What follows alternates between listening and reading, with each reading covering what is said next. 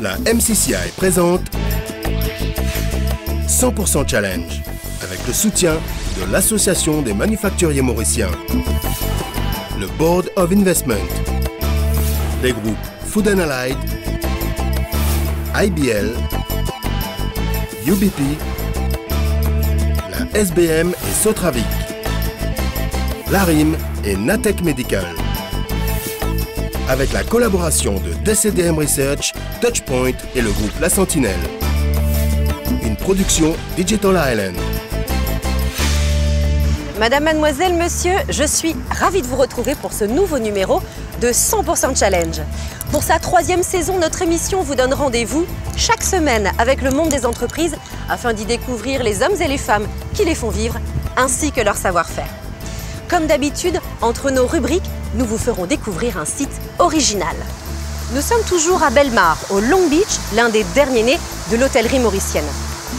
Aménagé sur le site de l'ancien Coco Beach, cet hôtel nouvelle génération se veut résolument contemporain. Niché au bord de l'une des plus longues plages de l'île, l'établissement compte 255 chambres et emploie 580 personnes qui s'attachent à fournir les prestations 5 étoiles. Pour cela, il s'appuie sur une organisation et une logistique des plus modernes. Quais de débarquement, chambres froides, ateliers de préparation, lingerie et autres stores ont la particularité d'être totalement invisibles. Tout se passe dans des locaux souterrains. La logistique, c'est aussi l'affaire de l'entreprise que nous allons découvrir dans notre prochain reportage. Et dans son cas, il s'agit même de logistique ultra lourde. On vous dit tout de suite en images. Les pouvoirs publics et le secteur privé s'emploient depuis plusieurs décennies à doter Maurice d'infrastructures permettant un développement économique accéléré. Qui dit développement accéléré, dit chantier toujours plus important. Ce qui implique des problèmes de transport toujours plus délicats. Certaines entreprises se font fort de trouver des solutions toujours mieux adaptées. C'est le cas de FTL. 15 ans de projets derrière nous, avec quand même de très gros projets, le Midlands Dam, les moteurs de la CEB, des hôtels, etc. Donc, projet, c'est quand même relativement vaste chez nous. Ça veut dire soit très gros, soit très lourd, en tout cas très encombrant. Donc, de ces transports exceptionnels, nous en avons fait un peu notre spécialité. Nous transportons, hormis ces projets qui sont quand même un niche market, je dirais, sur lequel nous sommes positionnés. Nous avons donc les compétences. Nous faisons aussi tout ce qu'on appelle du business traditionnel, qui est principalement donc du conteneur pour ce qui est du côté maritime et tout ce qui s'appelle donc des marchandises qui bougent par avion à travers le monde. Parmi les opérations spectaculaires à son actif, FTL vient d'organiser le transport des principaux composants de la nouvelle centrale électrique. Commandée par le Central Electricity Board à son fournisseur du Danemark, l'entreprise BWSC. BWSC avait besoin d'un sous-contractant pour s'occuper de la logistique, l'acheminement des marchandises, le dédouanement et le transport. Et c'est là que FTL intervient et a été nommé pour représenter BWSC. FTL et MTL ont été nommés pour charter un bateau de l'Italie pour transporter les marchandises. Il y a 4 engins de 18 MW, il y a 4 générateurs et 4 transformateurs. Chaque élément pèse très lourd. Pour les plus légers, c'est l'équivalent d'une vingtaine de 2x4. Et pour les plus lourds, plus d'une centaine. Aujourd'hui, sur le quai D, on se prépare au transport d'un des plus gros colis. Il s'agit d'un moteur de 250 tonnes qui va sortir donc de Port-Louis, qui va aller jusqu'à Fort-Victoria en passant donc par Cassis. Cette manœuvre spectaculaire n'est possible qu'après la mise en place de moyens extraordinaires. Sur le port d'abord, on se prépare dès la veille de l'accostage du navire à recevoir un poids exceptionnel. La manœuvre qui est en train de s'opérer pour le moment, c'est qu'on est en train de préparer l'arrivée des colis lourds. Et ça consiste à mettre des barres de fer en position, d'une part pour recevoir les colis lourds sur la remorque, et d'autre part, d'abord les mettre sur des supports et de répandre le poids au sol parce qu'on est limité à 10 tonnes par mètre carré au sol là où nous sommes. Pour cette opération exceptionnelle, l'entreprise mauricienne s'est associée avec le numéro 1 mondial du transport hyper lourd, le Hollandais Mammoet. Son équipe de Dubaï est arrivée à Maurice quelques jours avant le cargo transportant la centrale, avec une remorque hydraulique de 14 essieux. Sur chacun, il n'y a pas moins de 8 roues, soit un total de 112 roues. Ce chariot est piloté par un expert à partir d'une télécommande qui ressemble beaucoup à celle des jeux vidéo. Mais il s'agit là d'un jeu vidéo à haut risque, car en cas de secousse, le chargement peut basculer. Et dans ce cas, rien ne pourrait retenir un poids si important, ni le relever. Sans parler des dégâts sur ces équipements nécessaires au CEB pour renforcer la production d'électricité. C'est pourquoi, avant de laisser le convoi s'engager sur la route, les techniciens de FTL ont établi un plan détaillé de l'opération.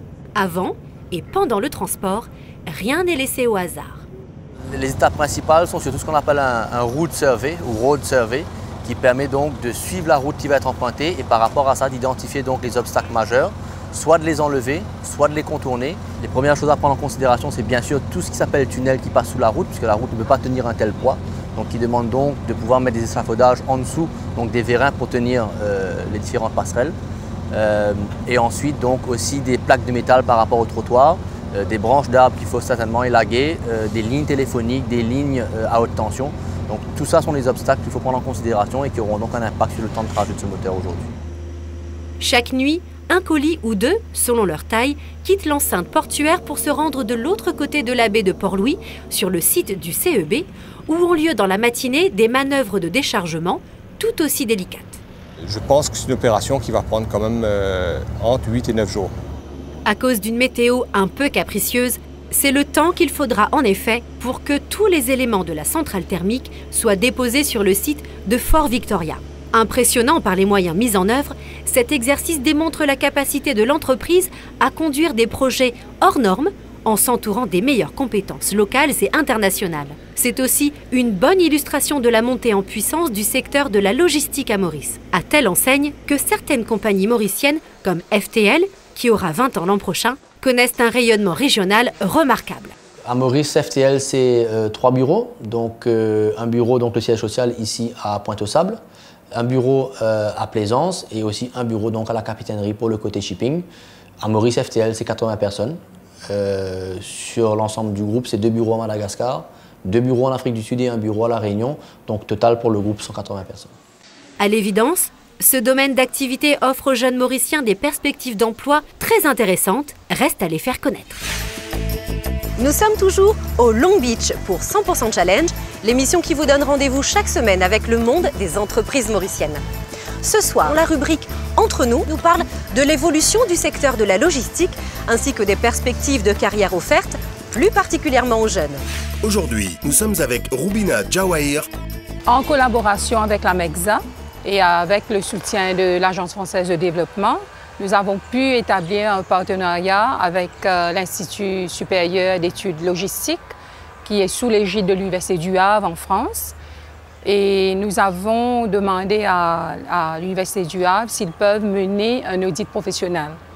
Cela s'est bien fait en 2009 parmi une trentaine d'entreprises qui sont axées dans le domaine de seafood et du textile.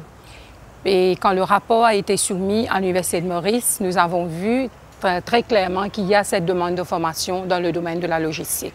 Et alors, nous avons, en ce moment-ci à l'Université de Maurice, une licence en logistique, mais une licence en logistique qui commence par un certificat, veut dire, ce sera en 3 étapes. On peut demander s'il y a cette demande de formation continue pour les gens qui sont déjà dans le secteur de production industrielle ou dans d'autres prestations logistiques. Ils peuvent commencer avec un certificat. Et puis après, s'ils peuvent continuer, ils peuvent compléter avec le diplôme et ensuite pour décrocher une licence éventuellement. Pour les gens qui sont en formation continue, qui sont dans le secteur, nous allons même procéder à une VAE, une valorisation des acquis dans des entreprises.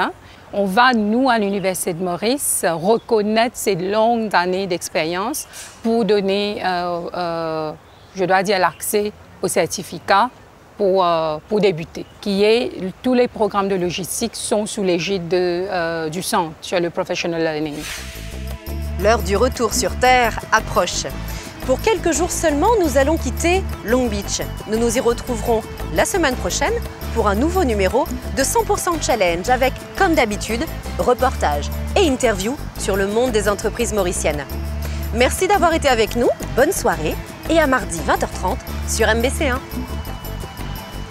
Retrouvez 100% Challenge, votre rendez-vous avec les entreprises mauriciennes, chaque mardi à 20h20 et chaque dimanche à 12h20 sur MBC1.